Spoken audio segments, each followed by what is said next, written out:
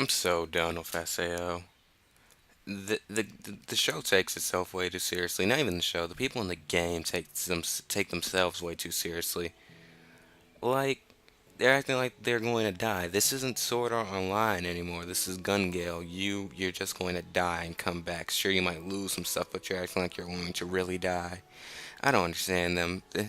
And then the show is inconsistent. I'm not going to completely bash the whole Behemoth thing because this guy on Facebook just pointed out something, but that's later. The episode itself wasn't that horrible. It was better than the first one, that's a given, but I was so I can't compared to all the other anime that are out right now, Tokyo Ghoul, Out No Zero, A Comic I Kill, Gun Gale Online just isn't holding the candle to them.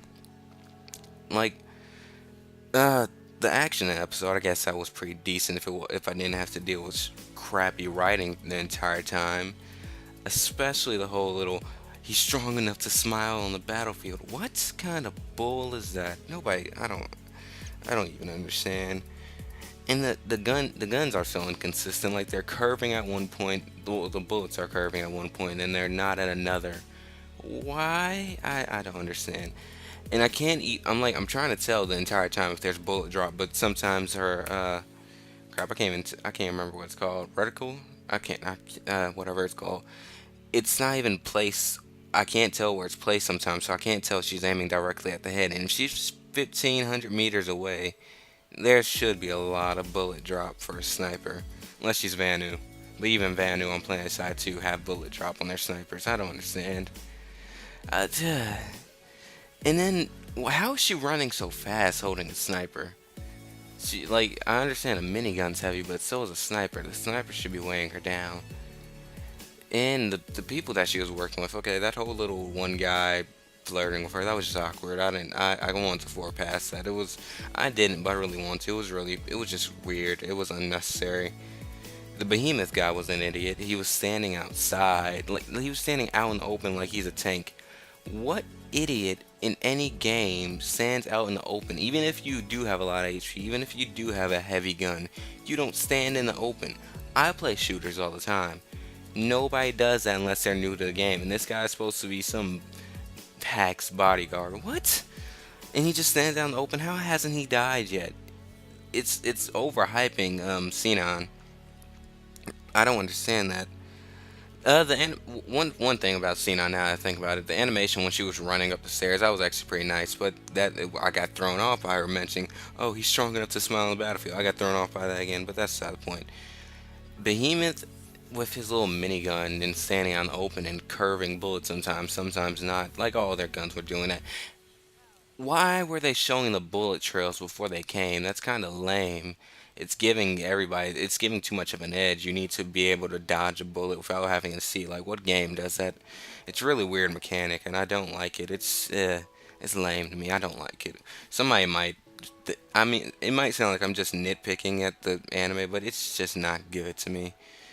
Uh, but back to Behemoth and that minigun. It made sense about why he couldn't hit her when she was falling after I thought about it, because some guy, like I said, pointed out on Facebook. Because she said that the minigun's weight was making him walk slower, so maybe it was too heavy for him to pull it up when she was falling.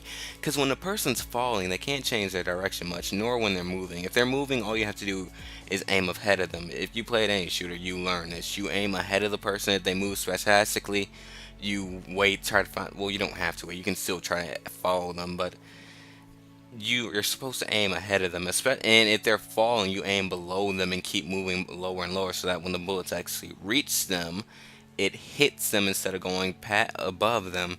Anybody who's actually played a decent shooter knows this. But apparently, the makers of this haven't, because I feel like even though there was recoil to the minigun, I feel like, well, there should have been recoil. I think the entire time he was trying to pull it up. If there was recoil on that minigun, on any minigun, it should have been tossing his hands up. If you played with a minigun in most games, you know a minigun. Well, in most games, I actually try to put a little bit of realism to the gun. You know the recoil is kicking your hands up, and She's falling pretty fast. He should have hit her at least once, after she was doing a little fall thing. Not that one bullet that cut off her leg. And with cutting off her leg with a bullet, that what sense does that make? It should have been a bullet wound, not her entire leg coming off. I don't understand. Uh, Also another thing, there's no fall damage. What game doesn't? Okay, some games don't have fall damage, but why? She was falling from an extremely high height, and she takes absolutely no fall damage. I don't understand. Like, there's so many things wrong with this episode, but I wanna like it. I don't want to completely hate it. It wasn't horrible. It was just inconsistent. And last couple things I want to talk about are the what was it? Silka, Elizabeth, and what's her name? The little incest cousin chick. I don't care about her. Their little expeditions in ALO. Why is Silka getting raped by a plant again? I don't understand. Like, is it was that something that the fanboys of SAO like? They like to see a little lolly get raped by a plant. Well, that's what the Japanese like. I don't know. I don't know. I'm just gonna keep watching it. I might start reviewing every episode of all these upcoming anime because they seem to each be interesting in their own respect and have something to talk about, at least for a little bit of time. But yeah, I guess that was episode. Oh, and Kirito talking to Asuna. She still hasn't she didn't speak in that episode barely. I don't think Yui spoke either. But he's about to ask her, can he go play Gun Gale? Who asks their girl, like, why are you asking? Can you go play Gun Gale? What, puss, I can't. I'm done.